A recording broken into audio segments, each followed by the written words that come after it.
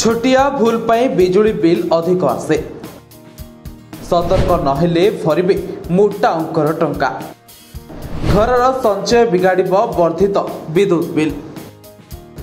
ग्रीष्म आरंभ डहडह खरारे डहल विकल होउछि जीवन आगकू खरा और गुळुगुळी आहुरी बढ़िबो तेणु खरा दिने फैन किंबा एसी निहाती आवश्यक विशेषकर ग्रीष्म ऋतु फैन लाइट एवं एसी व्यवहार अधिक होउथबारु बिजुली बिल भी अधिक आसी थाए। केवल सेतिक नुहे खरा दिने अन्य वैद्युतिक उपकरण भी अधिक होइथाए। खरा दिने बिजुली बिल अधिक आसुथिबारु प्राय समस्त टेंशन बढ़ी जाए कारण मासक थरे बिजुली बिल पॉकेट को खूब बाधे। एमिति किछि परिवार अछंती जो माने काम नथिला बेले अति सतर्कतार सहित फैन लाइट एसी बंद करिथांती जहाँकि एक भल अभ्यास।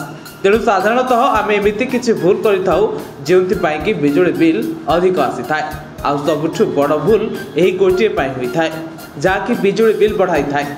अधिकांश लोके मोबाइल किंबा अन्य इलेक्ट्रोनिक्स उपकरण चार्ज करने समय ध्यान दियंतिनी आ चार्ज करने परे चार्जर लगाई छाड़ी दियंती। से माने भावंती बोर्ड रे चार्जर लगाई रखिले बिजुली बिल उठिबो नाही किंतु ताहा संपूर्ण भूल कारण बोर्ड रे चार्जर लगई स्विच ऑन रखिले भी बिजुली बिल उठे।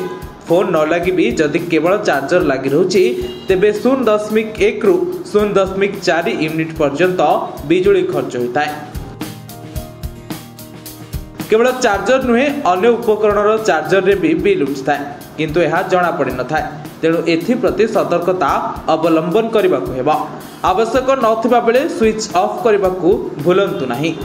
सामान्य छोटिया चार्जर भी घर विद्युत बिल बढ़ाई थाए आ मास शेष मुंडर बिंधा कारण पलटि थाए विद्युत बिल। ब्यूरो रिपोर्ट उत्कल प्रतिदिन।